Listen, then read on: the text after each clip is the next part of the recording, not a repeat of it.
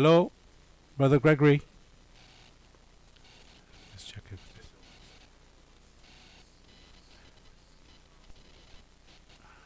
Just make sure. Hello? Okay, you're there. And Brother Rana, are you Yeah. there? I'm there. Okay, good. Yes. So, okay, let's put that back on mute. No. Okay. Good. Good evening, listeners. You're listening to Bless Radio. This is the spiritual discussion program after 6 p.m. And I've got with me Brother Gregory. How are you doing, Brother Gregory? Hello, I'm very well. Where are In you joining us Brussels. tonight? It's Brussels and it's bright, but it's a bit on the chilly side. Okay. And Brother Rainer, please, where are you and how is the weather where you are? I'm in Münster, Germany, and the weather's fine, wonderful. I cannot say it's chilly. It's quite balmy and caressing the air, so it's quite beautiful here. And yes, that's it. Okay, good. And this is Brother Sard. I'm in the studio in London, and it is overcast, but it's been nice and warm today.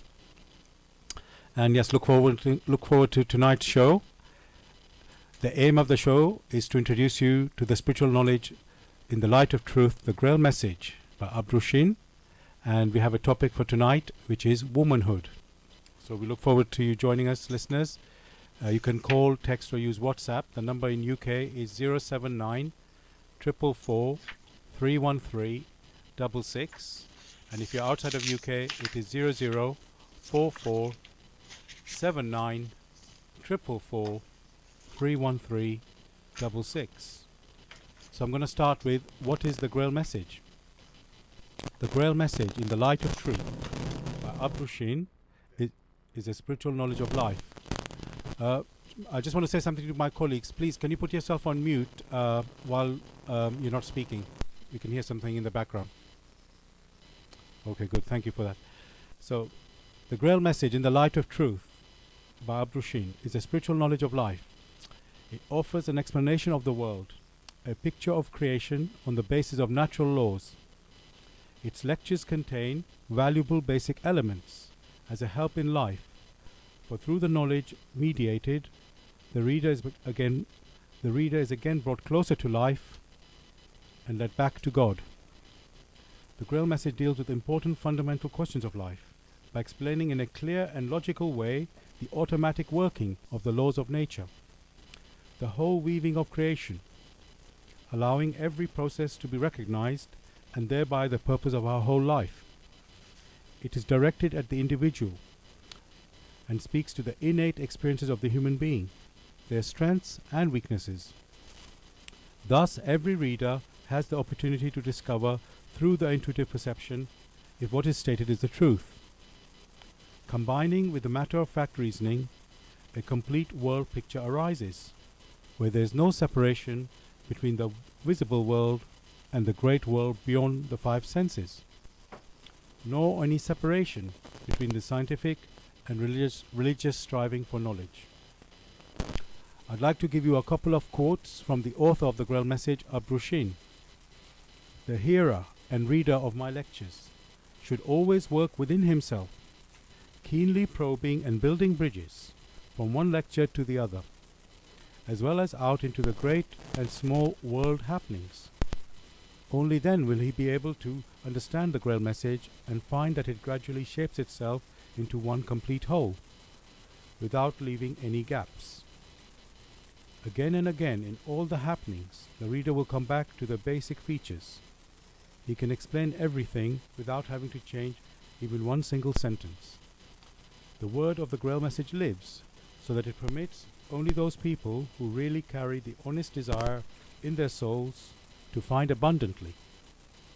All else is automatically rejected by it.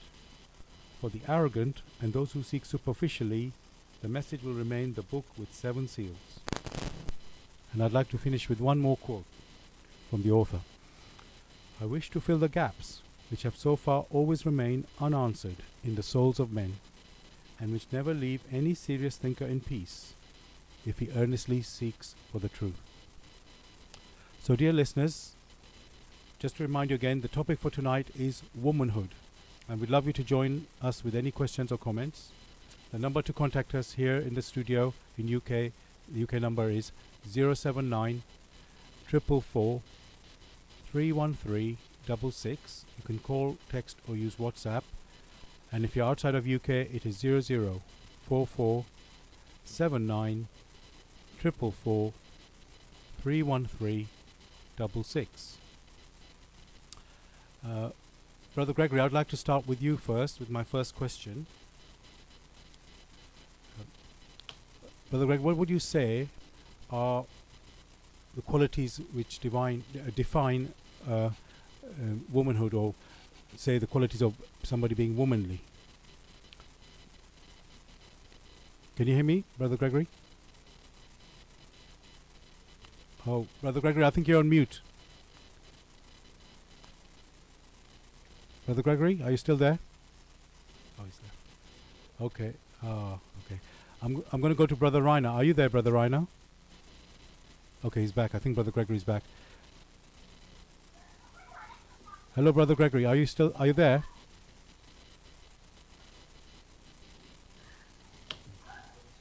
Yeah. I think you're on mute, Brother Gregory. Can you hear us? What about Brother Reiner? Can you hear me?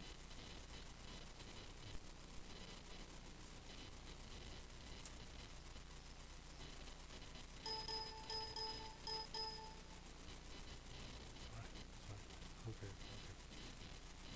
Yeah. Maybe not. Okay.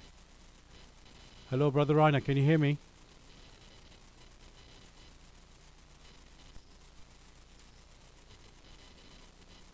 Brother Gregory, can you hear me? Oh. Okay, they're there.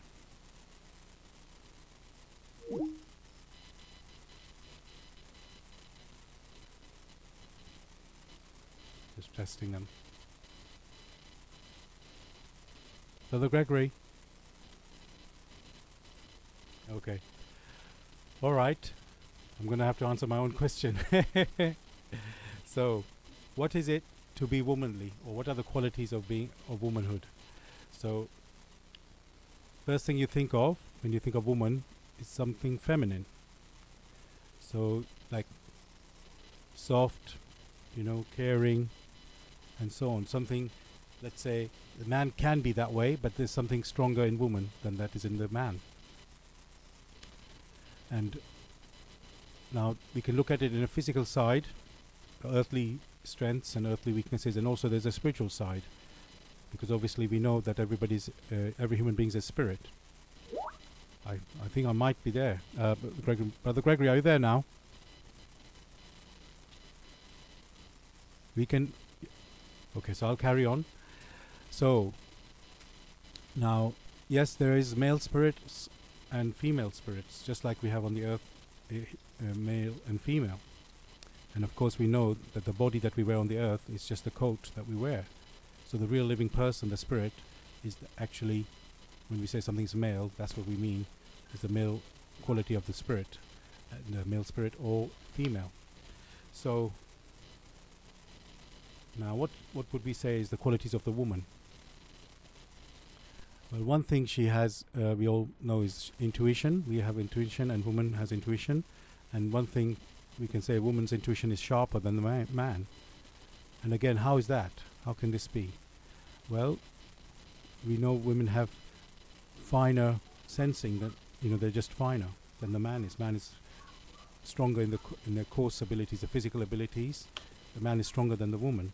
But then there's certain finer abilities, the fine things, women is stronger. And so her intuition, which is one of the finer abilities, is stronger in woman. So what is the intuition? What is the ability that woman has there? So I would say she's more sensitive. She can pick the aura. She can pick vibes. Okay, can you hear me, Brother Gregory or Brother Reiner? Can you hear me? Hello. Oh, welcome back, Brother Gregory. Hello. Oh, can you hear me, Brother Gregory? I can hear you. Hello. Oh, Brother Hello, Reiner. Brother Greg, I can hear you. Okay. Yeah, but Sard has been off for some time now. I don't know what's happening. Okay, they Yeah. can't hear us. Okay. I don't know either. All right. Oh, Okay. well. Apologies to you, brothers Gregory and Rainer. I'm actually broadcasting, but I can hear you, but you can't hear me. So I will carry on talking until we get you back. So, as I was saying, the woman has an intuition which is sharper than the man, and and that's part of it because she's more sensitive than the man and finer. I'm hoping we'll get them back soon. So, and one of those things, so she has a different task than you can say the man has as well, through her abilities. So one of the things she can do is, as I say, can see finer things.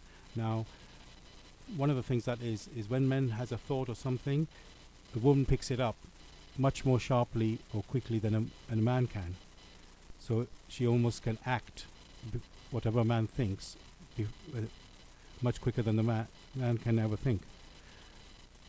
And what does that give, that ability, that advantage, what is it meant to be used for? So what is that meant to be? She's meant to be like a bridge from God to man, to guide man, to lead man. And you may not think that way because you see, most of the prophets that you hear about from God are men. But the way a woman works is a passive way compared to a man who works in an active way. So you see the man taking, you could say, man may be at the front, but behind every man, as they say, is a woman. And how that can be is because she has that ability of working passively and receiving guidance from above. And so one of her role is actually to sense things that are happening and pass it on to man. Are you there, Brother Gregory? Brother Rainer, can you hear me? We have you on Skype, but I don't think you can hear me yet.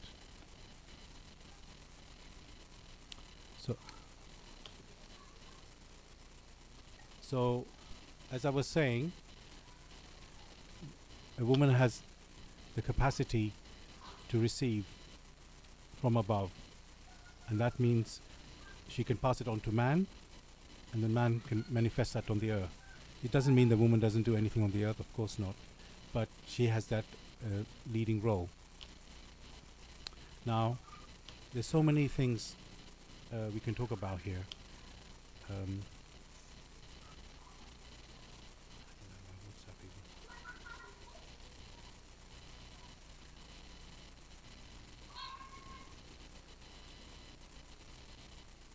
Now I'd like to move to something, another question really. How is the woman of today? Because these abilities are there, and what you see today is that, especially in the modern world of today, that women are trying to copy men, and in their jobs, and in their roles, and so many things. Now you can ask, is that like a progress for women, or is that something wrong, that women is stepping into the men's role? Well, a woman is a woman and a man is a man. There is a difference between the two, and so you can, by that alone, you can see that they shouldn't be the same, doing the same things. I mean, one is meant to complement the other.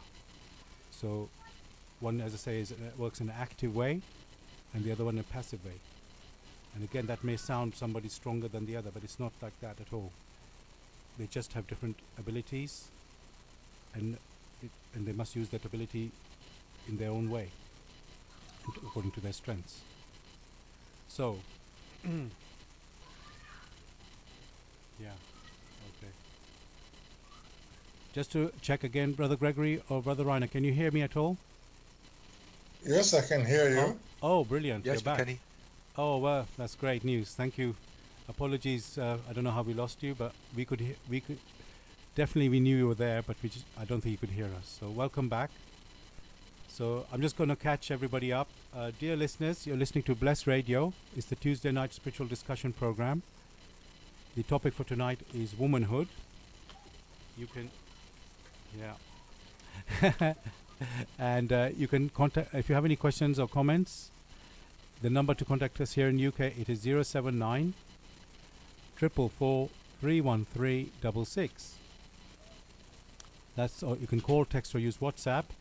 And if you're outside of UK, it is 004479 444 313 Brother Gregory and Brother Reiner, while we couldn't have you on the show, I was answering the questions myself. So, but I think I would like you to join us with answering those questions. So my first question to you, Brother Gregory, which I started a little bit already, but I think it'll be good if you can start it. Brother Gregory, what are the qualities of woman, or what makes a woman? So. Thanks. The question is, what makes a woman, or what are the qualities of a woman? Well,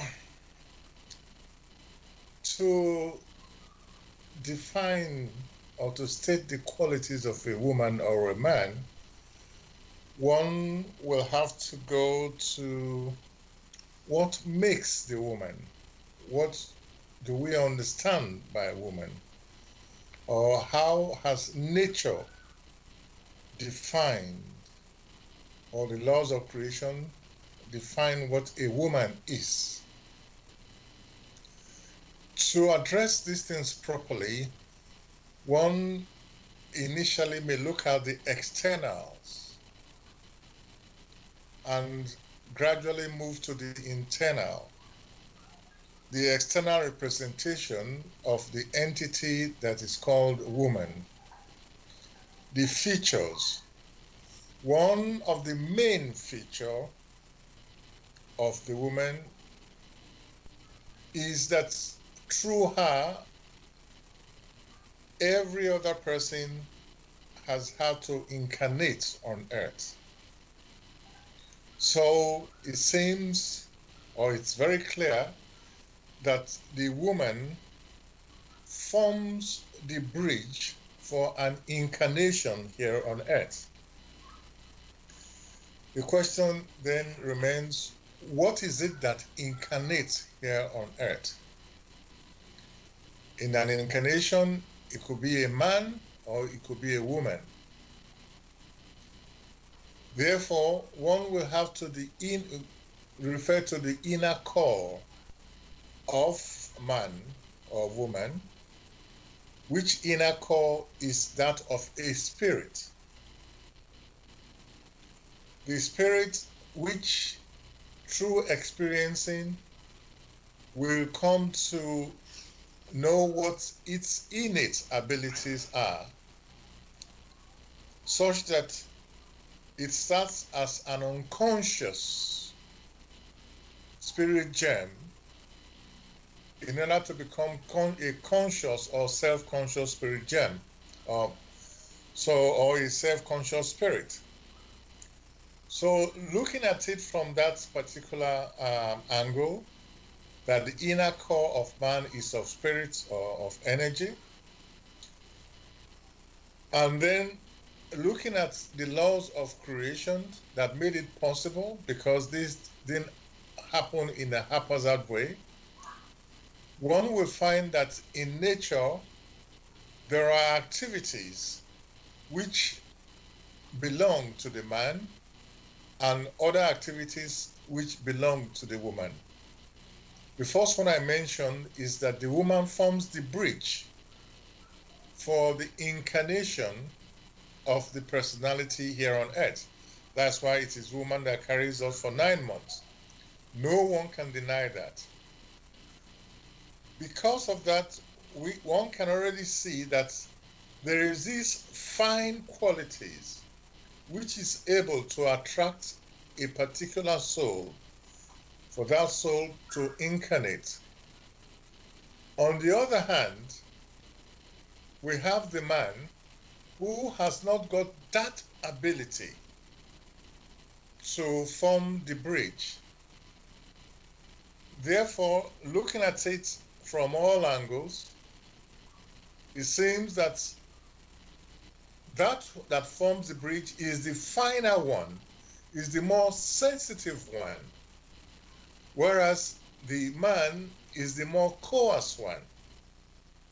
In their workings, they complement each other.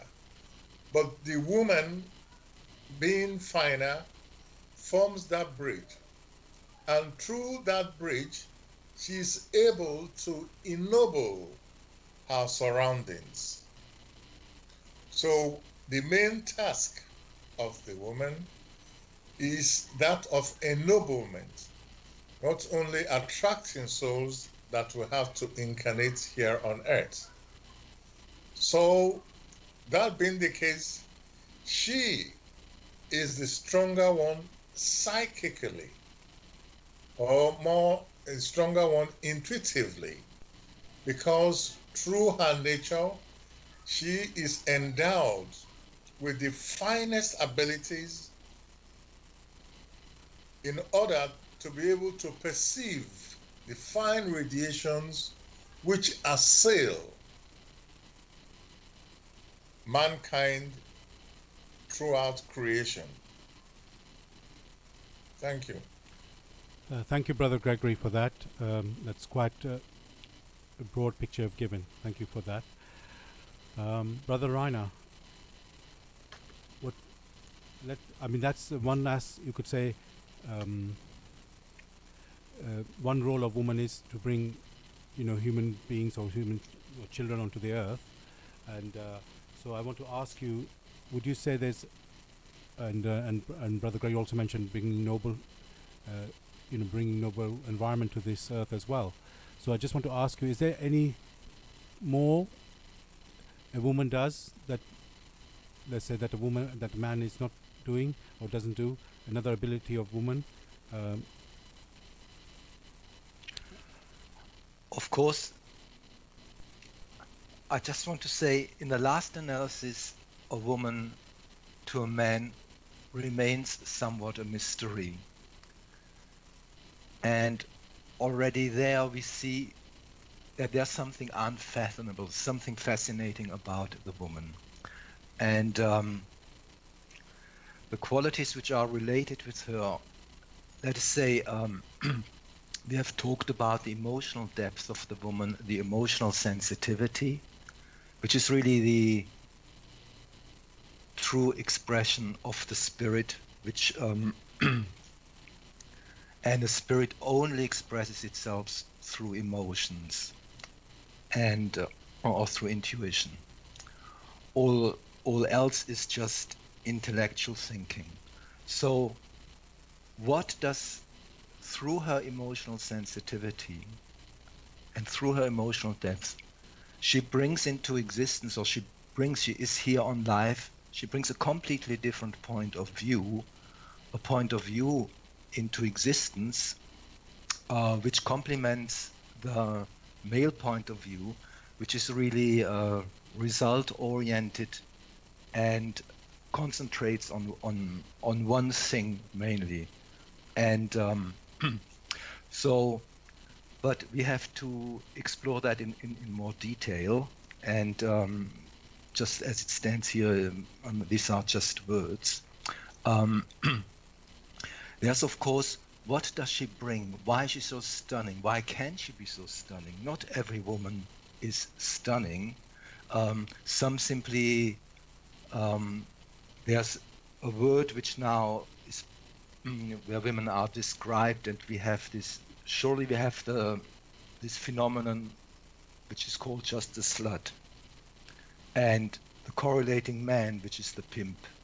And there's a broad stream of those in culture where the men describe the women just as bitches or sluts, and they themselves belong really to a pimp culture. And we are not talking about this. I think we should not lose any words about that. We know it is there, and it's very common, and it's a very unfortunate fact. But there's something, another woman with other qualities, and those are really stunning. For example, the beauty she can create and she can spread around herself. That is not the capability of the man.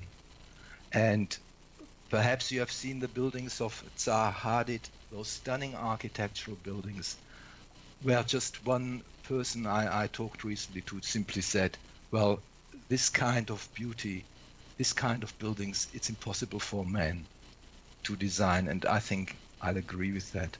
So it's spreading the beauty into the world and into life. And she does that by having a much more finer aesthetic sense, which expresses itself in design, in the clothes, in the colors she can wear, in the way she moves, in the way she walks, in the way she talks. Everything can be permeated by beauty and nobleness, which really awakes something in man, awakes a kind of pure admiration, and also the desire to protect this flower.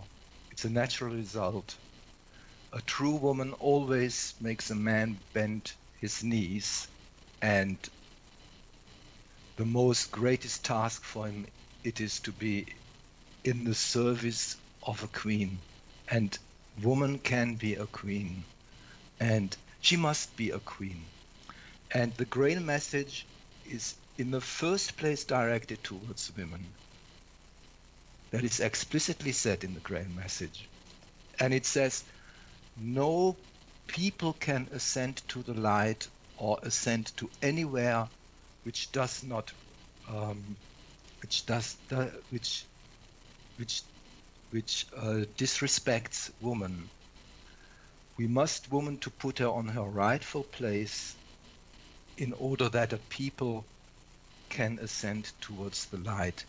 And where women are, if you take the contrary, where women are oppressed and the feminine way of acting is disregarded, and she's just regarded as a toy for men to play with, those cultures and those societies will never be able to bloom and to blossom up. So, and in a way they repress themselves. So it's not really that some societies like the Islamic societies are really repressed by outside forces and exploited. It's simply they oppress themselves, for example, by forcing women in such an undignified role, just as a plaything for men. But even still there, the so-called paradise would be nothing without a woman. Even if they say, with this horrible sentence for the, if you die a martyr, you will be met and married to 72 dark-eyed women.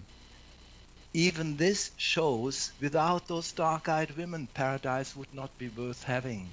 So already there, it's still an admittance. Without woman, this life on earth would be nothing for man. And this has been repeatedly said in songs. We know James Brown had a song, and it says, man built trains and man built bridges, but without woman he would be nothing. Now we have to talk now, what is it so special? Of course, there's her emotional depth, her emotional sensitivity, which makes her much more circumspect than a man. She knows immediately if something is going on, what the impact of it would be. And that's why her empathy, the feeling for others which are affected by some action, is much more pronounced than a man. A man concentrates on the task and he builds houses. But the woman takes everything, the environment, everything into consideration, impact on other houses, the impact on children, the impacts on the river which is flowing in front, on the water and everything else. In fact, the whole relation to nature, this grasping of the whole relation to nature, this network, this complexity, the woman does it with her ease because of her sensitivity, which is beyond the man, which is just concentrated on one thing. And I just finished now. One can simply also say, where a woman is not active and where man acts alone, we get a very cold world. and a very stark world, and a world where one really shivers. And you can see that if you look at the new buildings, walk along the Thames if you are in London. The grey buildings, this is a male world. There is not much beauty in it. There's not much care for the environment in it. And to bring alive that dimension, we need woman again. And then this has not been, we have not been speaking about one of the most highest tasks of woman, which is really through her beauty, she keeps alive in man the longing for the light. As one of the central themes in the Grail message, the longing for the light, to keep that alive through bringing beauty onto this earth, and this beauty which man cannot create and cannot achieve. I will stop here and pass it back to you, Sard. Thank you, Brother Rainer. Thank you very much for what you have said there. I mean, you have given so much,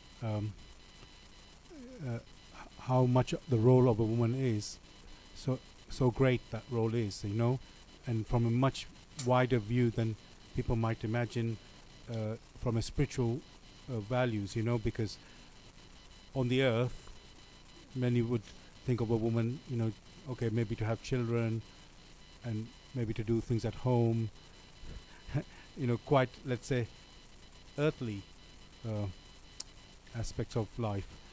And here you have, what you have pointed to is something that it's even it's 10 times higher than that, if you can, you know, can think like that. It really is a spiritual role, and I mean, there's the earthly role, but really there's an even higher spiritual goal that it sort of covers the world, you know, because you said it, the whole country, the whole people are influenced by the woman, and somehow and you see men in all these leading positions on the earth, you know, we think of them as you know, having influence and so on, but how you've said it is, it's through their nature, they do it working in a fine way. They have even bigger influence than any man can possibly have. So thank you for bringing that out. And also, of course, they work in a different way to man, with the beauty that you've mentioned as well. So Brother Gregory, let's try to explore a little bit more about woman. And let's say in the world of today, you know, man and woman are considered to be equal. At least that's what people say. And you know, you can see women are coming out, taking jobs which men used to do, and things like that. What would you say that is like? How women are meant to become, that because they get more freedom and become more equal with men, or is that some, let's say, a retrograde step? That's to Brother Gregory. Well, thanks. The statement, woman is equal to man or man is equal to woman, is very wrong. Naturally, that doesn't fit at all. What's the correct statement would be, one complements the other. Complementarity is not the same thing as equality. And once that is understood in the right way, then progress can be made. The person who handles coarse matter, who works in a very direct but dense way, is different from the other person who works in a finer way. And therefore, in their vocations, the woman should focus on those things which are finer than what the man is doing. And it is that which is finer which is the living one, whereas the other part, which is denser, is the executive one. Both complement. One cannot do without the other. So understanding the nature of their activities, then it is possible to understand what type of work they should be engaged in. It will not be right to say the woman is taking the jobs of the man, or the man is being driven out of his area of specialty. But there are areas of commonality. If you go to the hospital, you'll find that there are not only men who are patients, there are also women who are patients. It's only fair to have doctors or nurses who are in a position to care more, just as you have with women, who they are more caring that you will find with men. Would you now say that because they work in public life, for example, in the hospitals, they have taken the jobs away from the men? That would be very wrong. As long as one keeps the big picture that the feminine is finer than the masculine, then we will have a scenario in which the tasks which come forward has to be split into the feminine area and the masculine area. And we now see how cooperation can be done. Thank you. Thank you, Brother Gregory. Dear listeners, you're listening to Bless Radio. It's the Tuesday night spiritual discussion program. The aim of the show is to introduce you to the spiritual knowledge in the light of truth, the Grail message by Abdul Shin. And the topic for discussion tonight is womanhood. And you can join us with any questions or comments. The number to, if you're in UK, the number to contact us is 079 444 31366. You can call, text or use WhatsApp. And if you're outside of UK, it is 0044 79 444 31366. Brother Sard, could I just Yes. add a few things, because we've touched the area of healing. Okay, yes. So the area of healing, for example, is one field of activity which has been traditionally a field where women excelled over centuries in the past, and it really has only recently been usurped through the male being and through a male point of view in the healing area. So the surgeon is nowadays probably the great master of the hospital, and the nurses around and all the healing going on, the silent activity happens in the shade of the big male surgeon.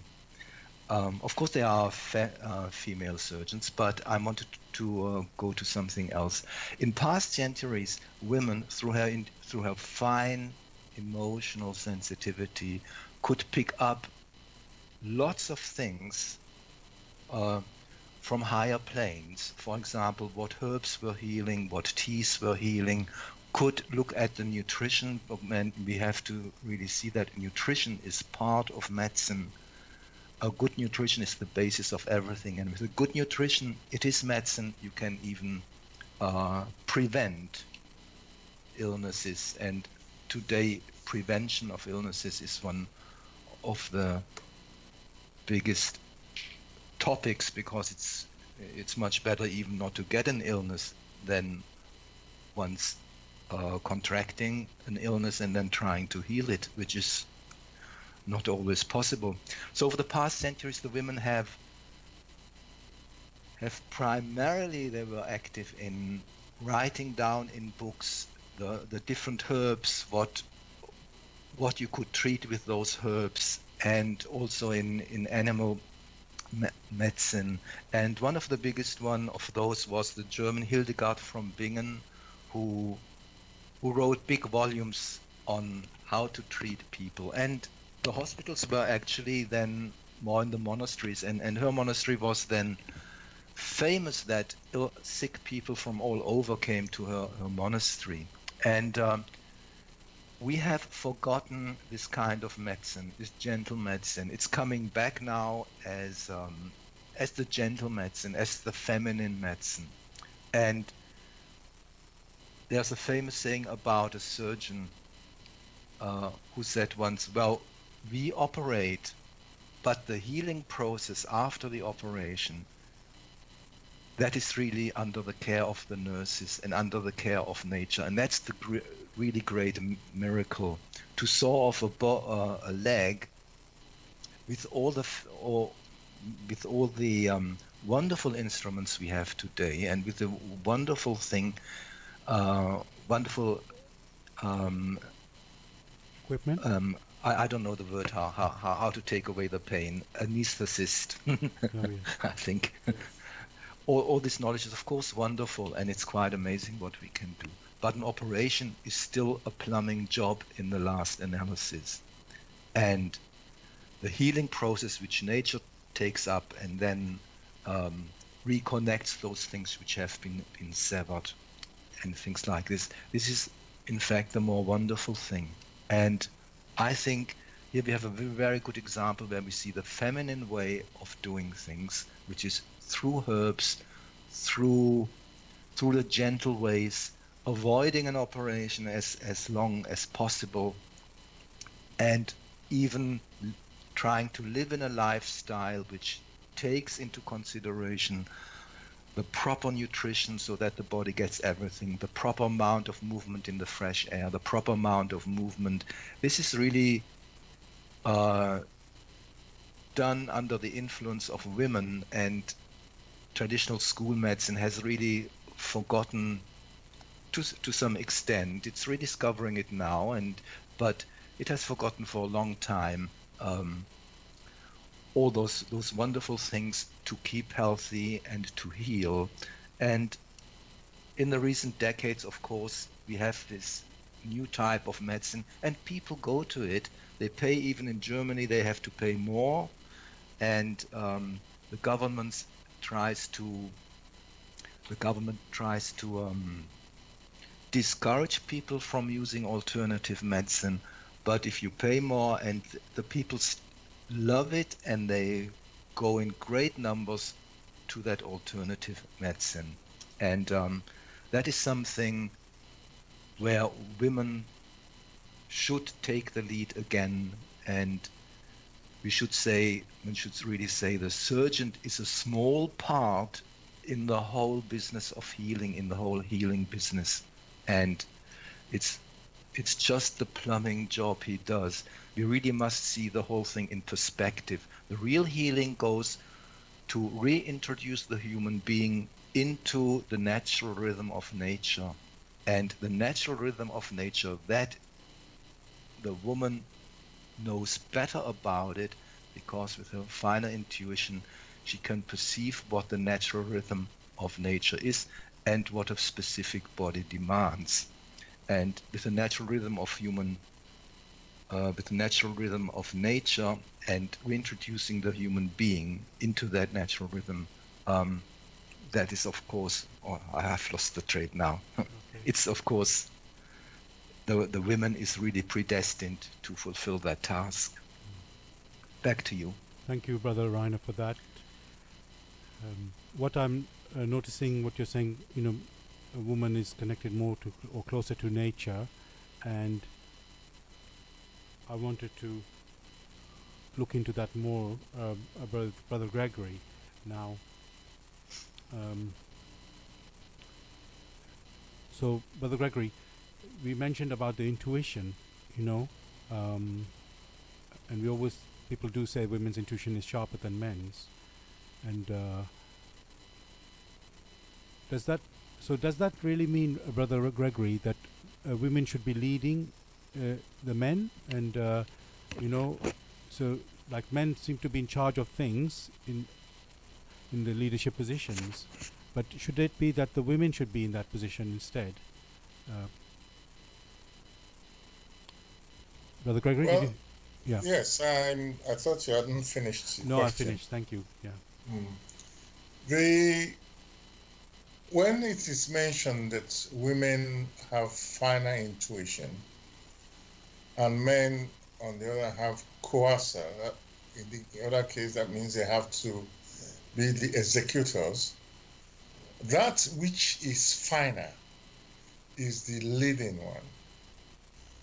That which is coercer is the executive one. So you find that here on earth, when you're dealing with institutions, we have the so-called chief executive.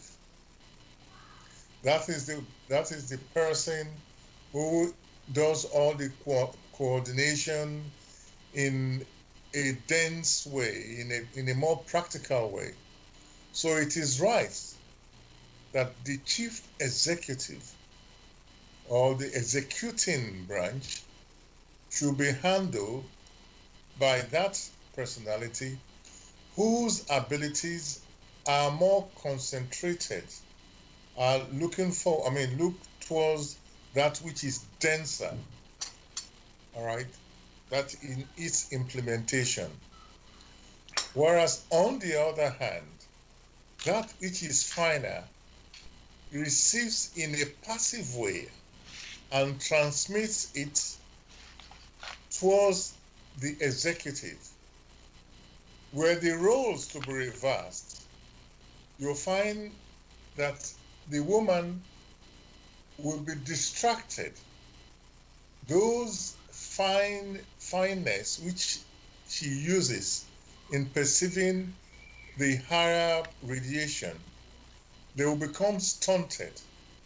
So it is right to allow the executive branch in this relationship to handle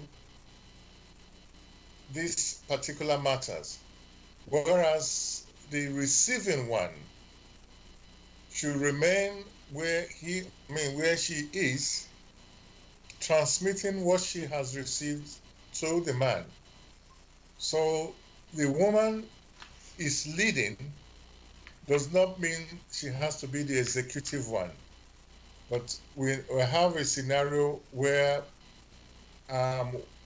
there's complementarity in order to achieve a particular, to complete a particular task. So it would be wrong to now say because the woman is the more sensitive one and is the leading one, she at the same time has to be the executive one. That would be very wrong, because in doing that, all the fine intuition she has will become stunted, and does not augur well for the whole of humanity. Thank you, Brother Gregory. Brother Ryan, I'd like to explore more about the role of woman then. We've covered a lot of things already. We know she can be a mother. We know she can influence the whole people. We know she can be the bridge for man to reach paradise, point the way to paradise, and point the way to God. So now, and Brother Gregory has mentioned that already, that even though she's leading in her role, is not meant to do the executive role. She's meant to do the guiding role, let's say, in a passive way. So how does then woman transmit those things, those fine things, to man? Okay, let's talk about. Okay, no. The question is quite clear, Brother Sard. So yes, yeah. Don't worry. So, of course, what is happening right now, that the woman pushes into men's roles, or and tries to become a man. A man is of course wrong. We do not need a female boxer or a female kickboxer, or what do I know, a female bus driver or a tractor. This is stupid, and in a way everyone knows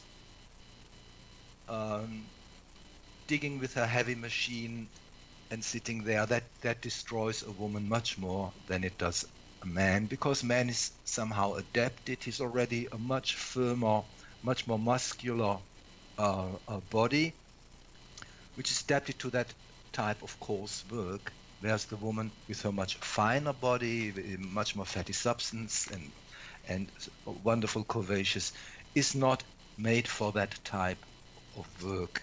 And feminism, we know it is the anti-femininity movement. It really casts away all femininity, all feminine behavior, and tries to force women or drive women into the masculine role. And we do not need a second-class imitation man, a woman with cropped hair and muscles, because we men have muscles and we men have short hair. But we need women in the society. It's absolutely necessary for a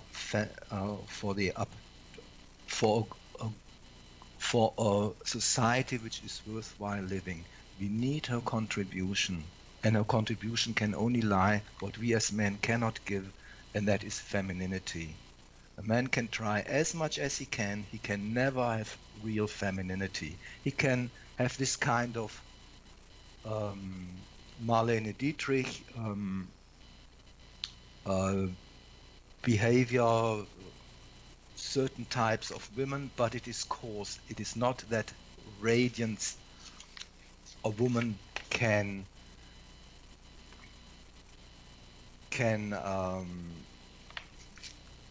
display, which fills a room and which enchants everyone that one is under a bliss.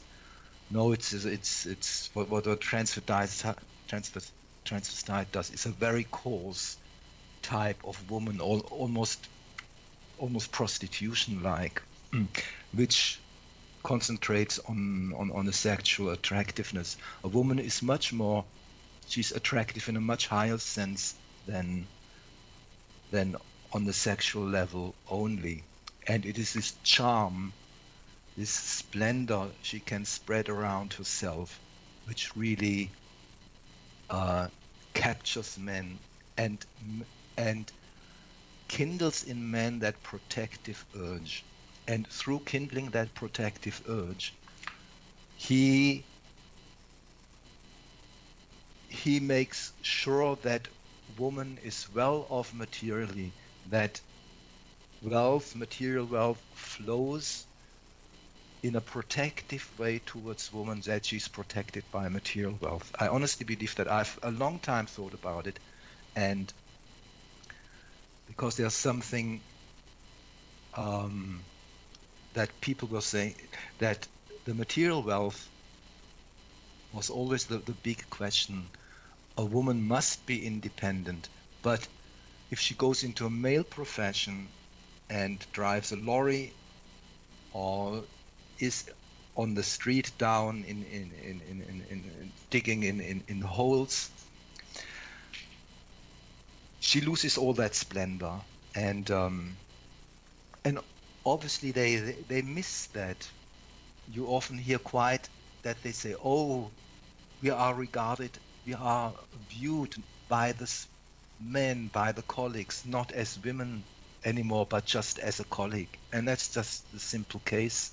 And perhaps there's even more behind it, but just leave it with that. They lose this respect and this being treated as a woman doing that kind of work. And one bluntly has to say it, it's just like this. And however feminists might go and start screaming and perhaps even say, we do not want that, respect, or we want not to be the charming creature spreading this gentle influence over everything. But of course, it's nice to be a queen, and I think it's just by being the queen that she directs everything, and with that intuition, that emotional depth she can have, she of course makes everything a home. We have not talked about the home. The home is of course, in the first place, it's just the house and the garden. And where a woman's hand is on a house, the house is pristine. The garden, there's a lovely garden, there are flowers, there are ways. And if you go into such a garden, you feel already refreshed. And this place of restoration, and this is really the work of a woman. And she can spread that into the whole of society, into the whole of Earth. The whole planet Earth can become a home through the fine activity of woman, and men will automatically tune in, and through that automatically there will be kindled a protective urge which says, I will lay or put down the material wealth, or some of the material wealth, to your feet because you are my queen, and that will make the woman materially and financially independent. Of course, that is a utopia in a way, but I think we have to get to that utopia again, and we must embark on that march towards that utopia. And it's the woman who has to proceed, but I think, and has to go in front of the man. Oh, that would be the wonderful thing. And so how this all works out in detail, how this actually is achieved, that woman directs something without sitting in some boring 6-hour board meeting about where financial things are discussed, or long-term strategies for a multinational company. That is another thing, and we have to see how it develops. But those things, I think, will fall in place once woman will take her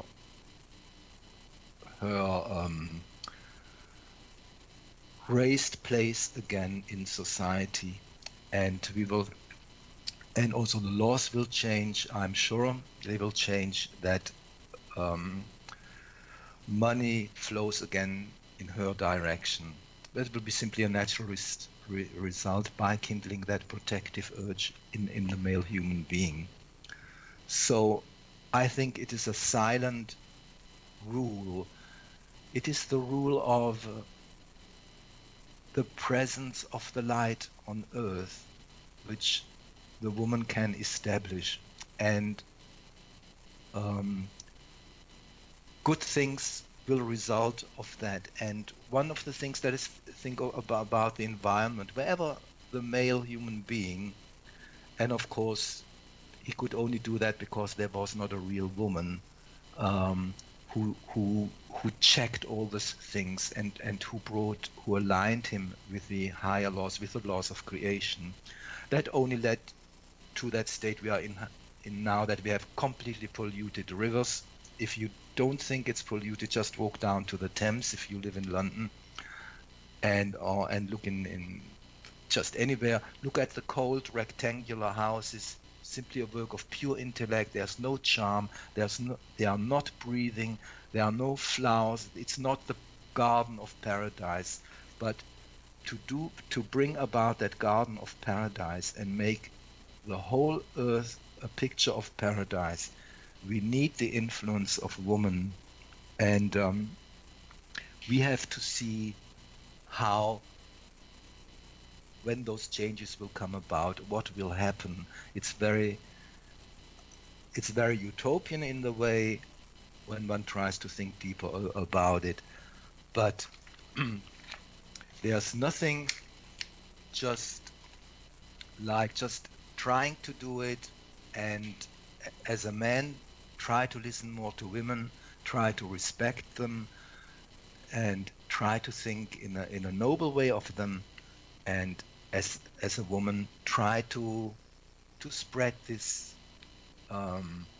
radiance of paradise here on earth, and we will see where it leads to.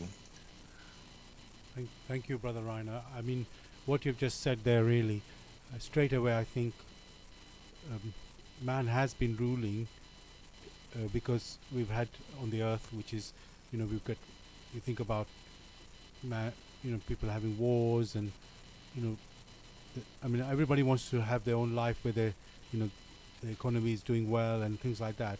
But all of that is like, how can I say, it's just the basics, of survival. And here, what you have said, the woman brings the whole world to a different high level, the noble level, where you've mentioned about beauty, and so the foundation of everything is based on that, bringing beauty, bringing nobility, bringing the fineness, which is so attractive, and all the coarse thing that man wants to battle. And yes, we need to work and we need to eat and all those things. They must be done 100%. But when you have these things, the womanly things as the higher, let's say, goal, the beauty that is there, then all these other things, you do it in a happy way rather than fighting and all those things, because everybody does have to eat and everybody must have a home and so on, and a job to be satisfied. But that is like an earthly satisfaction, and this, what you have given, is the spiritual higher level of satisfaction which a woman brings. Satisfaction, I know, is not quite the right word there, but sort of gives idea. So thank you for that, Brother Rainer. I want to go to you now, Brother Gregory. Obviously, what Brother Rainer said is like utopia. Definitely, we don't have that today. So I want to ask you, Brother Gregory, how has this, how is woman, or how has the world sort of fallen down from this utopia? Is it something to do with the, in the biblical story about Lucifer tempting Adam and Eve and, offering this apple? Is there something, I mean, that's the story we are given, where there's a fall of man, and it's only a pictorial picture. It doesn't really tell us exactly, is there temptation? There was temptation by Lucifer, but what actually happened that, I want to say the fall of woman, but it's also the fall of man. What actually happened that's led to the way we are in the world we live today? Well, there are many things which have been put into that question, but one can crystallize some other things out very clearly. From the discussions we've been having, we identify that the woman who stands in her post is more intuitive, has finer intuition, and is able to use that to lead the man. And the man is more like the executive who does the implementation of that. That means to make these things more earthly. Now, when one looks at that, the intuition is there, and also the intellect. If you look at if you examine the saying or some of the expressions which have been put forward, beauty and the beast, where beauty represents that which is more intuitive, which is finer, and where the beast is the executive. Whenever we have a disconnection between the finer intuition, the beast takes over and does something according to its nature, because the beast is not as intuitive as beauty. Therefore, if one needs to talk about the fall of man, then one will have to consider very carefully the severance of one's intuition from one's intellect, or to rephrase it, the over-cultivation of the intellect with disregard to one's intuition. It is what the intuition puts forward that the intellect should make use of in its implementation. If, however, there is a disconnect or a loosening between the intuition and the intellect, then we run into the quagmire which we have found ourselves today. However, to have a precise picture, it is advisable that many go and examine the work In the Light of Truth, the Grail message of Abdushin. In there, a complete picture of the duties of man, the duties of womanhood, and the fall of man, how it has been depicted in all its clarity. There one will find out what it means and how things have become today. Therefore, one can only be a pointer and say, examine the work and you find out how it is, or how it is supposed to be. For any woman who stands in her post and recognizes her task and mediates through recognition to the man, it doesn't mean that there must be a marriage for this. The mere presence of womanhood who stands in her post is able to mediate to men, and they are able to perceive intuitively how things should be, and therefore they work accordingly. If, on the other hand, you have societies that strive to suppress the women, they then, it's like trying to suppress the finer intuition.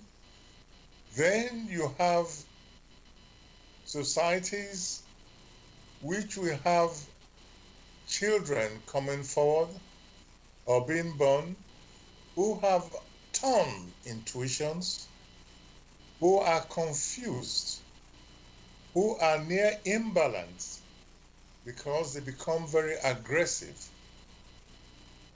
In the same vein, you will find there becomes, we now have a disconnect between fineness, between beauty, and the man who is supposed to be the executive. All right, it becomes, we now have a situation where we have that disconnect, and you can now imagine when you have a bull in a china shop, crushes everything without any feeling, without any inner sensing of compassion. All the finer qualities are disconnected, and then you can now understand the causes of the wars that we have, in which many are crushed without having any inner sensing, or because they belong to a different group. Are you crushing someone who has done nothing to you because he belongs to a different tribe? So these are the consequences when you have the scenario in which the intellect is not connected to one's intuition, or the disconnect between the finer perception of the woman and the execution of this finer perception which the man embodies to carry out. Thank you, Brother Gregory. Dear listeners, you're listening to Blessed Radio. It's the Tuesday night spiritual discussion program. The aim of the show is to introduce you to the spiritual knowledge in the light of truth, the Grail message by Abdul Sheen. And if you want to get a copy of the Grail message, I know you can find it anywhere in Google and so on, but we also know this website you can go to, which is www.grailmessage.com. I'll spell that, www.grailmessage, G-R-A-I-L, message, MESSAGE.com. And the topic for tonight, we're discussing womanhood. And we'd love you to join us with any questions or comments. The number to contact us here in UK, it is 079 444 313 66. And you can call, text or use WhatsApp. If you're outside of UK, it is 0044 79 444 313 66. Now, Brother Gregory was, I asked him about the fall of man and womanhood on the earth, how it happened, and as he said, he referred to the Grail message to get the detail or understanding about that. And I think one thing I got from what he was saying is woman being has one role, which is that she can be a mother and she brings the next generation. So it's quite obvious from that whatever man does in this life, then the next generation, woman brings up in the next generation, and obviously that is passed on to them as well. So you can see that if a decline starts with us, it'll carry on with the next generation, through womanhood. Not that necessarily woman is guilty of that directly, but it continues with the through woman in that way. So now one thing, Brother Rainer, in the Grail message, it tells us, which people may not think like this, though, is that woman acts out the thought forms around her, and in fact therefore reflects how man is. So what I wanted to ask you, Brother Rainer, how is that? What does this mean, that woman acts out the thought forms around her, and and reflects how man is? Can you tell us more? Well, that's a very easy process, and if we think what men think about women and what concerns women, that of course builds up thought forms, a whole environment in which we live. And those thought forms and other forms, they are not visible, they are of a finer nature, but they are visible, they are intuitively perceptible through our intuition or through our emotional depth. If we are emotionally alive, we can pick up what is around, and we feel it as a type of atmosphere. And if the women, because of their finer emotional capabilities, can pick up those vibrations and what those thought forms say, of course, much easier. And she will become that, what those thought forms really demand of her or push her into. And that is why we get those different types of women, like the baby doll women, and I don't know, the femme fatale, and all these different types which are described. But of course she does not have to give in to those things, one has to say, as we also have to say with all sharpness that the man does not have to think of woman in that way. Up to now in history, it was very pleasant to him to dream up a woman which just satisfies his sexual pleasures. And And he got that type of woman that was the pin-up girl and whatever. And one should really look at their thoughts, that they do not fail in that they see something higher in the woman, that they regard her as a pure blossom, which is capable to give man much more than just sexual pleasure.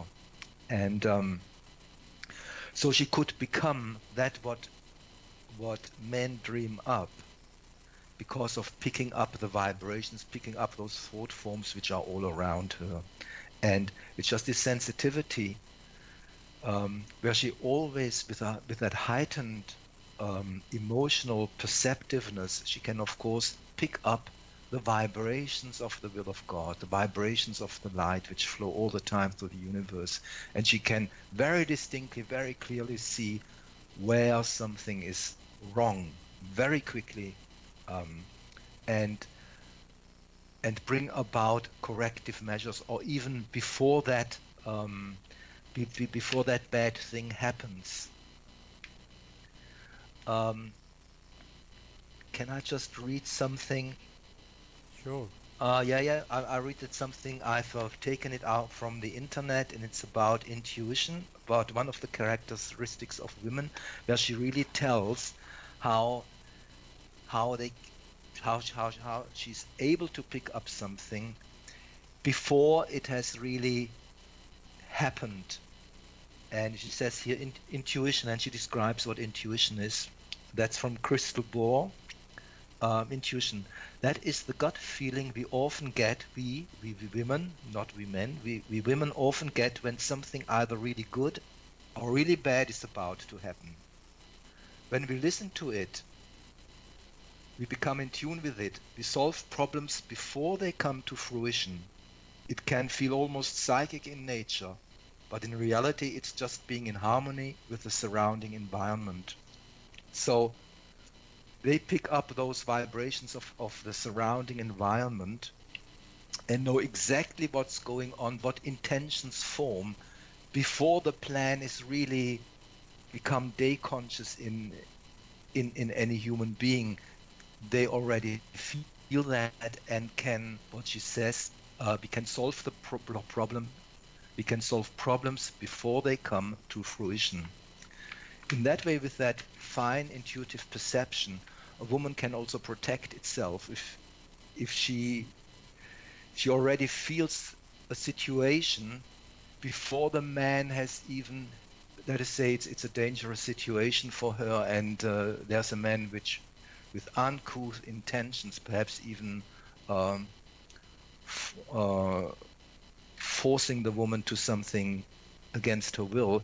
She can perceive the nature of this particular man immediately, and his intentions.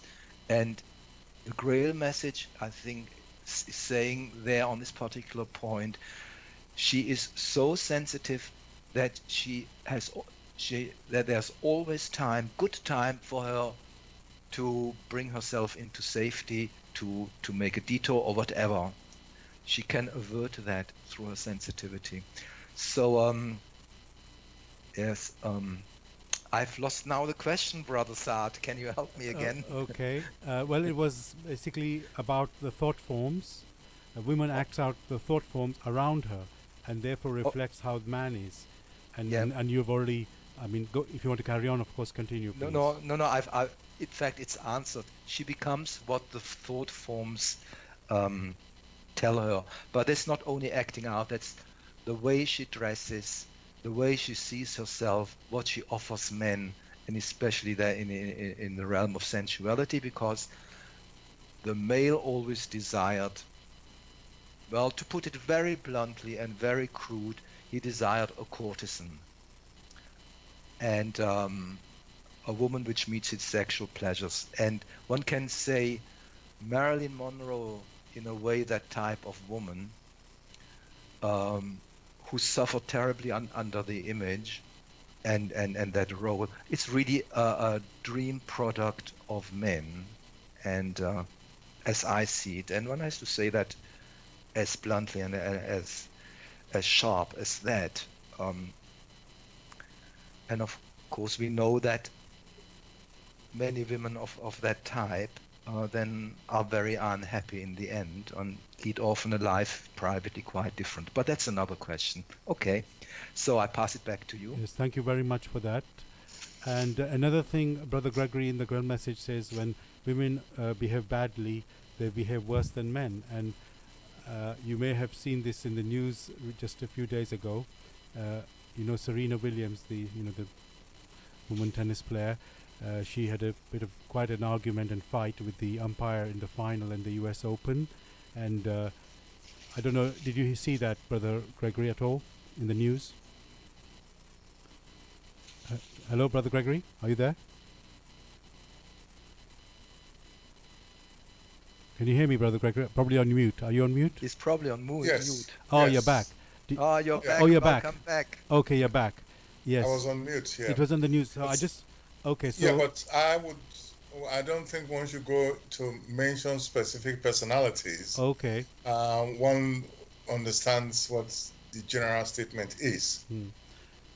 If I can just say something extra but not related to that incident, you know, because women are thought of getting emotional and they start nagging and things like that, which is like puts off the man, you know, from listening anymore. And so it's like they when they want to say something, you know, it's not, what I'm trying to say is they have a valid point to make, what they want to express, but sometimes the way it comes across, it's too overbearing, and you know, it puts somebody off. So so would you say that's like a, what is people say, what is your strength is also your weakness, you know? They're very strong intuitively, we said, emotionally, but then when they're not tuned in the right way, it can go to the other extreme where you know, as I say, it's overbearing. Would you say that's is that right? I think one has to be very careful in choosing one's words or expressions to describe specific characteristics. For the discussion has been that the woman is a complement to man. There are specific, or there are abilities which the man develops which are complementary to the abilities of the woman. That of the woman being finer. Because that of the woman is finer, she responds to her responses to the environment are sharper. And the way these responses appear could be that of nagging. So it is the way of presentation which many may not understand, and therefore they interpret it as, in different ways. The same thing goes when it is said the woman is, when she becomes bad, she is worse than, because in all simplicity, that is not her field. One is dragging her into a field in which she's not fully equipped, and therefore her responses will be definitely sharper. Because first, she has to understand the environment and know how to adjust or to adapt herself to it. The inability to adapt all of a sudden to a particular environment may be called different names. Nagging, oversensitive, overbearing. Whereas if she had gradually adapted herself to that particular environment, maybe such responses would not be in place at all. But all the same, one has to be very careful. The key thing here is that the man should strive to ensure that woman is kept at a higher level and supported, and also to ensure that a murky environment, a murky ethereal environment is not in place where the woman has to operate. For when the thought forms of men are so dense, and woman is then forced to operate in that environment, then of course one can imagine what the responses will be. If, on the other hand, the environment which men create through their thought forms are that which strives after nobility, then the woman with her characteristics will be at home. That means she's able now to use her innate abilities to adjust very quickly to ensure that all goes well.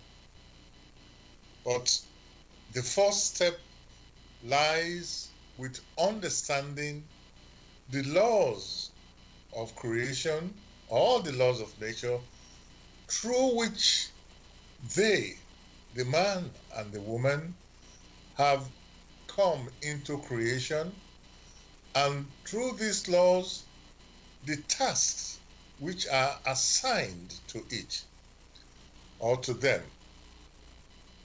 When these laws are understood very deeply, then the task of the woman will be clear. Then she will strive after purity and all nobleness.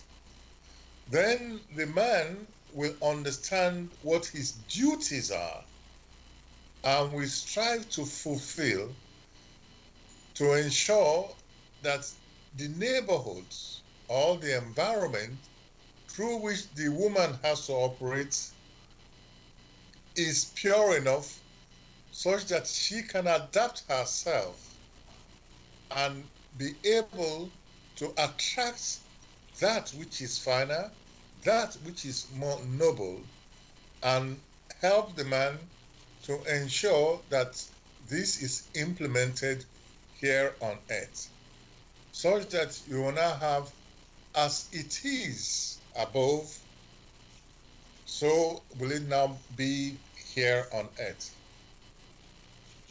Thank you for that, Brother Gregory. Brother Reiner, to follow on from what Brother Gregory's been saying, we can see the man is at fault and a woman behaves in reaction to that, and then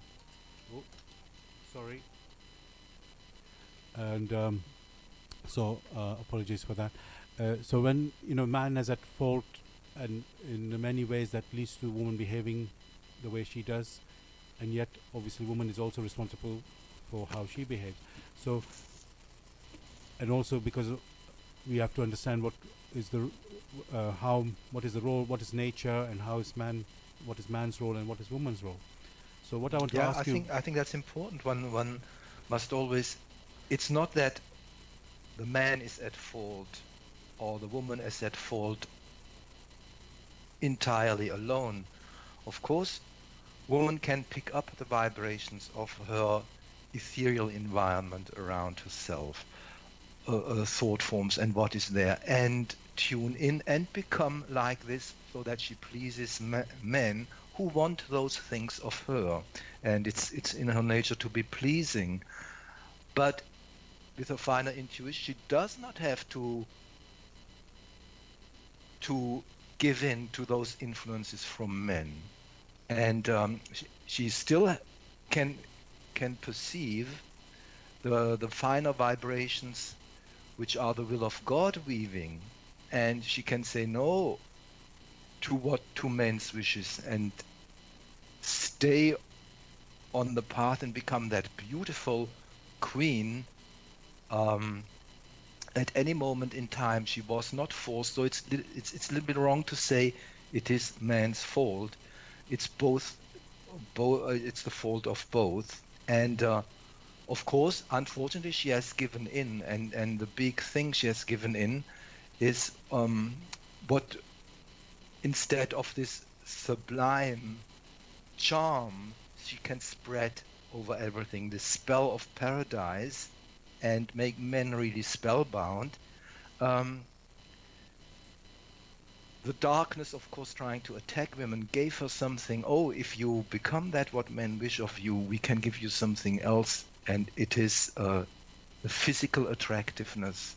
And and as a substitute, the darkness, and gave her that power to attract with her body, and that is being exploited now everywhere. And it's a huge degradation of woman. Imagine nothing can be sold without sex or without a woman there. A car, there must be a pin-up woman somewhere standing around or behind. And there's absolutely nothing.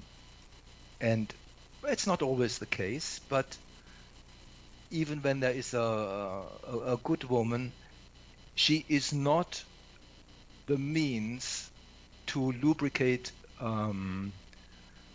the market economy or capitalism. I say now capitalism, I don't like this word, but I'm saying now she's not to lubricate capitalism and be an expedient to sell goods. And her task is much higher than that, and that is really a degradation. But and this vanity and this, what you see on the catwalks, this the type of the blasé, bored woman,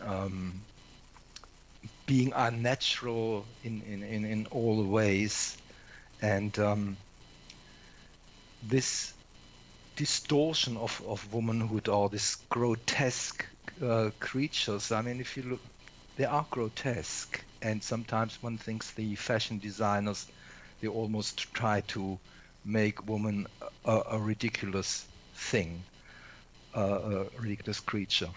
But vanity is behind it. We have got the big Vanity Fair, and it has been written in literature, books about it. One of them is called Vanity Fair, and that has been given to woman as a substitute, to exploit her physical attraction. But that is not woman, and she was not forced to give in. She still had her free will. In spite of the environment wanting it from her, she still can say no. Also, the man is not forced to fall for that attractive woman, for that sexually pleasing woman. He can say no to that woman, a simple, straightforward no, I do not want that. And if more men say that, of course, then woman changes too. And there's another force, there are other vibrations around her, another ethereal environment is created with those other thought forms. And those thought forms, of course, they roam the whole planet Earth, and even much further. So a woman can tune in what she likes. So I think it's definite. We cannot say it's man's fault or it's woman's fault. Both are at fault. Both have always the free will to decide against going down the wrong path.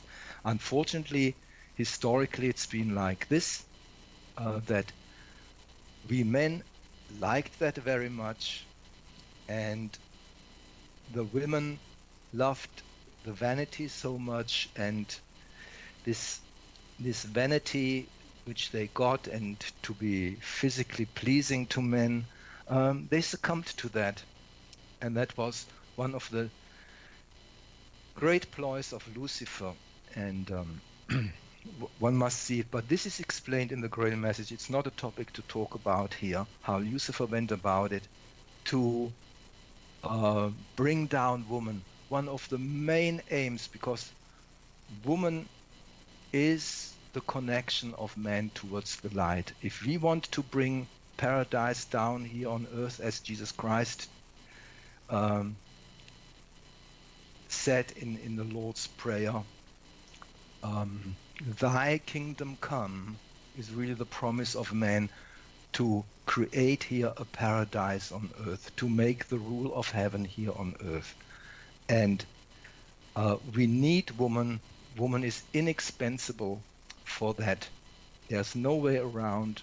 And it even says more in the Grail message. For woman, I can only suggest it is directed primarily at woman, and every woman should read it. And one of the things, it also says the key to paradise for man is his attitude towards woman. If he does not learn to get the right attitude and to venerate woman as what she really should be, he will never get into paradise. And that should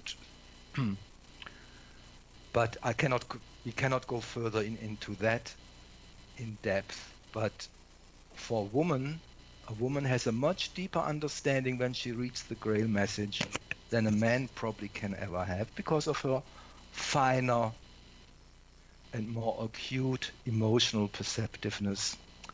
And so, yeah, just to repeat it, both are at fault. Man was at fault, woman was at fault, and we should now try to get out of it.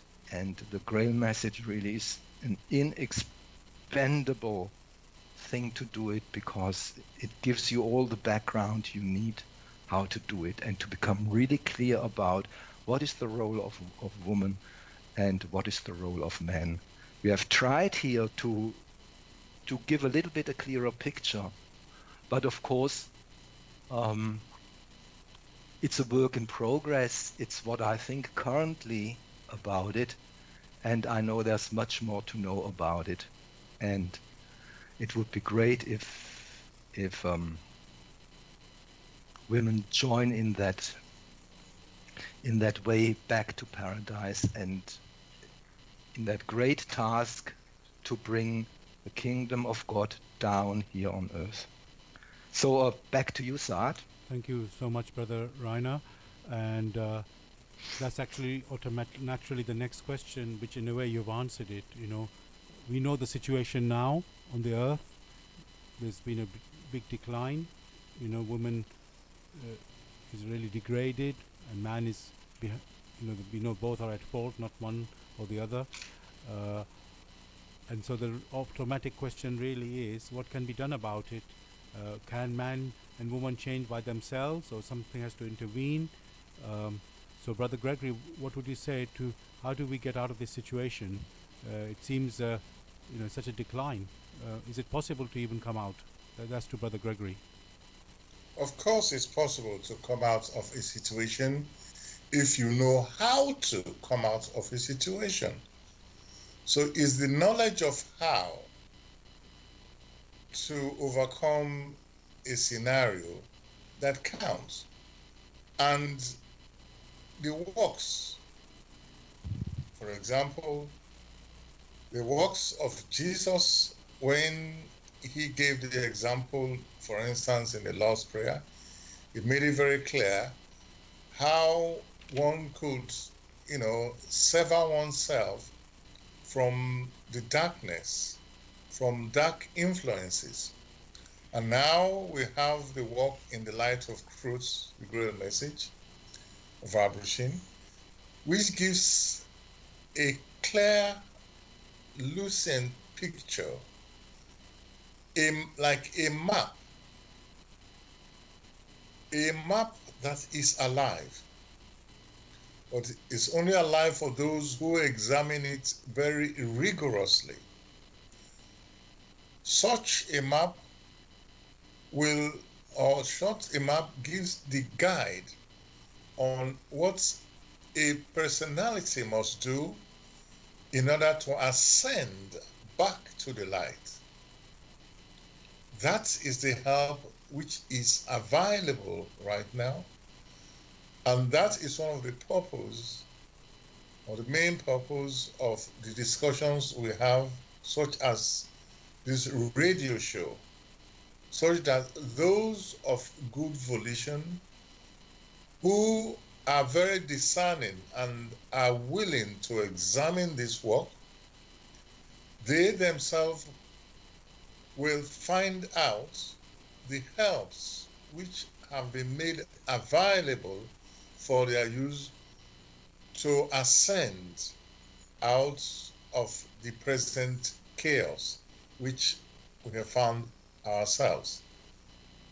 Some of the hints we kept mentioning, but it now devolves on anyone who is willing and is bold enough to examine further the work and then get the complete picture on whence one is coming from, what one has come to do here on earth, and where it should go after it has severed itself from the physical body in order to go back to its origin, either as a conscious or as a self-conscious human spirit for those who have fulfilled in accordance with the will of their creator, or as to return as an unconscious human spirit, having failed to develop those innate qualities which had been assigned to it. The walk in the light of truth is of great help. Thank you so much, Brother Gregory, for that. Yes, listeners, if you want to pick up the Grail message, of course you can go Google it, but you can also go to this website, which we know you can find it there, which is www.grailmessage.com. I'll spell that, www.grail, G-R-A-I-L, message, MESSAGE.com. So, dear listeners, we still would like you to contribute to this show if you can. The topic tonight is womanhood. You can contact us on this number, which is 079 444 313 66. That's a UK number. You can call, text, or use WhatsApp. And if you are outside of UK, you can contact us on 0044 79 444 31366. Again, that's the call, text, or use WhatsApp. Brother Rainer, in a way we have said it already, because but I just want to say, maybe you have just come back about it again. You know, in the Grail message, woman is called guardian of the flame of light, and you sort of talked about the abilities of woman, and but I just wanted to ask you, what is that, being guardian of the flame of light, that's referred to in the Grail message? And yeah, woman being the guardian of the flame of light. Brother Sard, please allow me to correct you there. It says guardian of the flame of the longing for the light. Okay, thank you for that. So it's the flame for the longing for the light. Okay. And these are, of course, very high notions. And the real trouble here on earth, being so far away from heaven and paradise, is that we tend to forget it. Especially we men tend to forget it in our daily work. Exercising the intellect and think, okay, that's all. What we have to care about is really material wealth, and that's the predominant thing today. We amass more money and more money and more money, or try to go for sexual power, but this is not here. That is not the true reason why we are here on earth. And and to remind us constantly of that, constantly that we are aware of that, that is really one of the highest roles of woman. She must keep that longing for the light in men, in humanity, alive, especially in man. the male human being, that he knows there is something else, there is paradise, there's this, and he must long for it, for this far away aim, his home, where he has to rise up to this luminous height, high above the earth, of a completely different materiality, a paradise, and that he's filled with that idea of there is a paradise.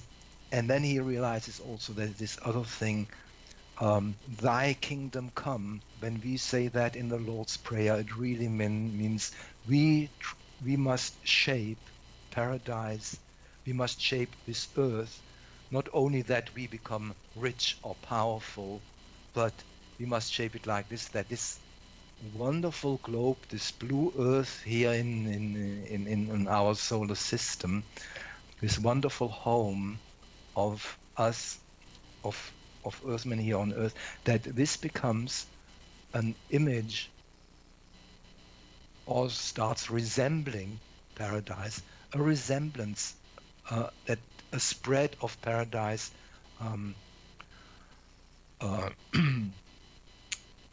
grows, and a splendor is being exhibited here on earth, which is a splendor, a reflection of paradise, a weak reflection of paradise, a very weak reflection, because paradise is unspeakable beyond that. It is so unspeakable that we should not even try to describe it, but to keep that notion of paradise alive in the male, in mankind, especially in the male part of mankind. That is one of the primary tasks of women, and she can do that through her queenly beauty, through being a queen, and the nobleness she spreads. And she does that with every movement. She can do that through the graciousness of her movement, through the graciousness she speaks, and simply a look at her will kindle that longing for paradise in man. It's a very, very, very, very great task, and a very noble task, and it might not be understandable just when I say that just like this on the radio, but I think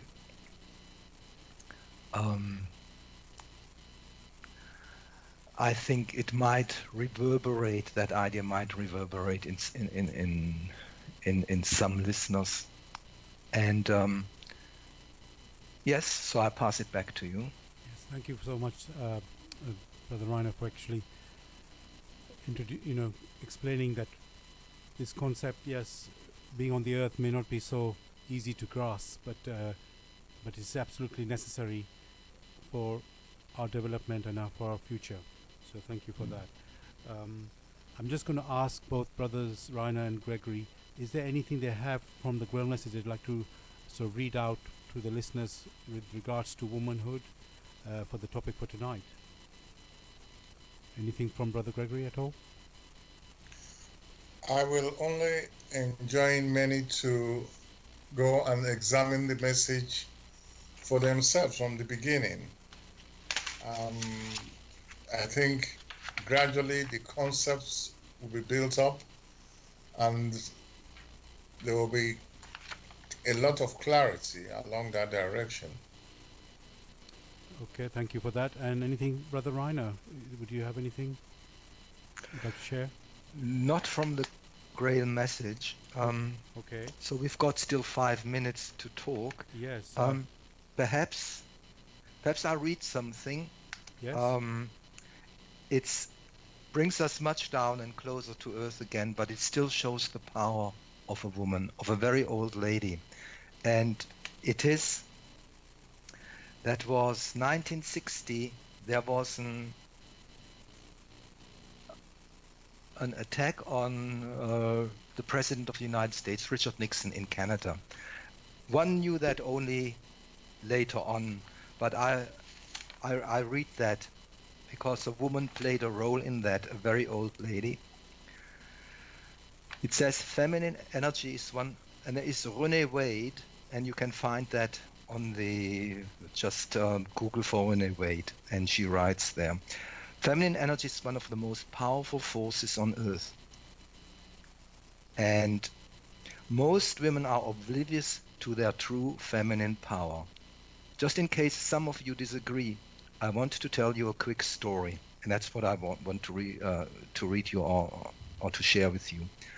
On an extraordinary, beautiful sunny day in the late 60s, a man named Arthur Bremer attended a political rally at Parliament Hill in Ottawa, Canada. He had a zealous sense of mission for the biggest and most important day of his life. He had spent 3 whole years preparing for this day, and he had planned his action meticulously for perfect execution, as the masculine energy does. Perfect execution. I mean, this is a very good point if you ever talk about man. And you see already what Brother Greg told about the man is an executor. But this man, of course, executed something not under the influence of a woman. He walked through a huge crowd of people. I go on now. He walked through a huge crowd of people. In fact, people were just everywhere, and it was hard to find some space. The main attraction of this gathering was the presence of President Richard Nixon. Arthur was in state.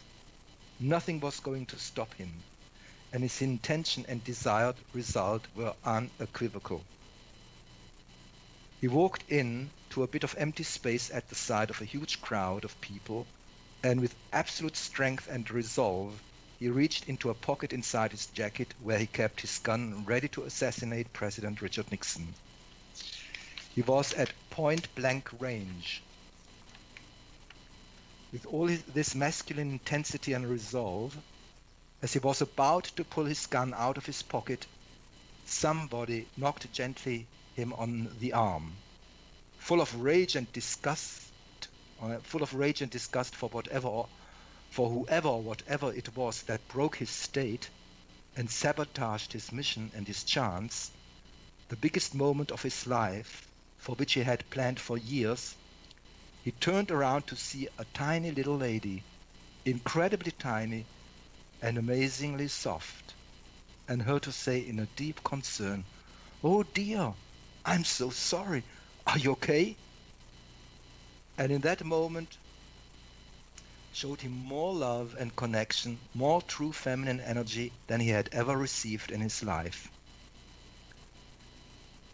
In that moment, he lost his state completely. And Arthur says in his personal diary, now published as An Assassin's Diary, that he just couldn't do it. He said that he was at point-blank range, but he could not make this soft little lady witness something so horrendous. He didn't want to make her see this. And then it goes on. Arthur Bremer was a man who grew up in a very dysfunctional family and was beaten and yelled at consistently at home. He never married, never made love to a woman, and he felt he had absolutely no significance in his life. And his resolve to kill Richard Nixon was solely for fame. He had nothing to do with Nixon himself, nothing to do with any political issue or idea that he was opposed to. Arthur Bremer then went on to shoot Governor Wallace in May 1972 4 times, which left Wallace paralyzed from the waist down for the rest of his life. For this, okay, so 12 years, some years later on, he actually killed someone.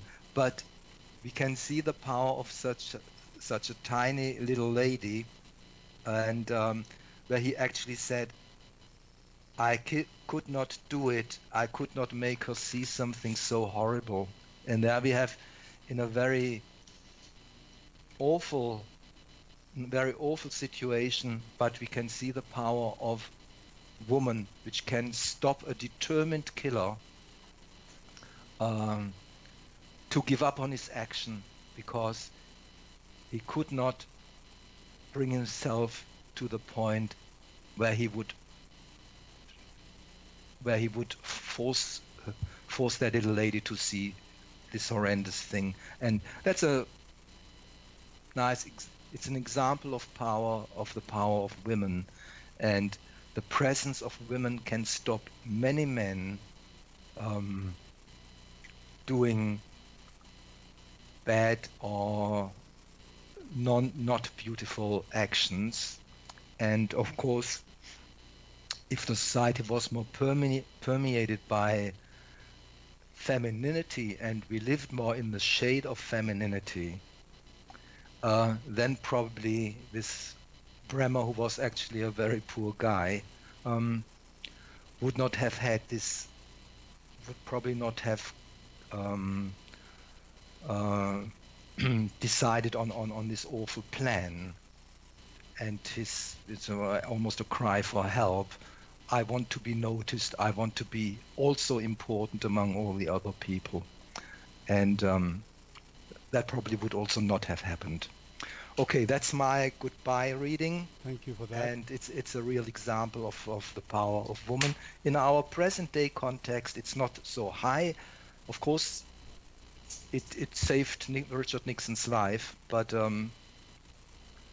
it's something to think about. Yes. So I hand it back to you, Brother Sard. Thank you very much, Brother Rainer, for that. It really does illustrate the power of woman, even if it's not the biggest thing in the world, but it definitely is a good example. So thank you for that. So yes, we've come to the end of our show, dear listeners. Hope you enjoyed the show and the topic for tonight, womanhood. It's really very interesting, of course. I haven't come up with a topic for next week yet, so please do tune in next week. So I'm going to ask my two colleagues to say goodbye. Brother Gregory, is there anything you'd like to say to the listeners to say goodbye? Well, wishing them all well and wishing them the strength to examine the work. Thank you for that. And I know Brother Ryan, you sort of signed off already. Anything you'd like to say goodbye? Yes, a simple goodbye and see you next week. But I have a wish. Yes. I wish more listener participation. I missed that today, sorely. Okay. So yes, dear listeners, same from me. We'd love you to join us because so much interesting things we are talking about, and I'm sure you want to contribute to that or find out more about it. So please join us next week, as usual, Tuesday, 6 p.m. to 8 p.m., the spiritual discussion program. Brother Sayom is next. He's just about to enter the building and start his show. So all the best, everybody. God bless. God bless. Bye-bye.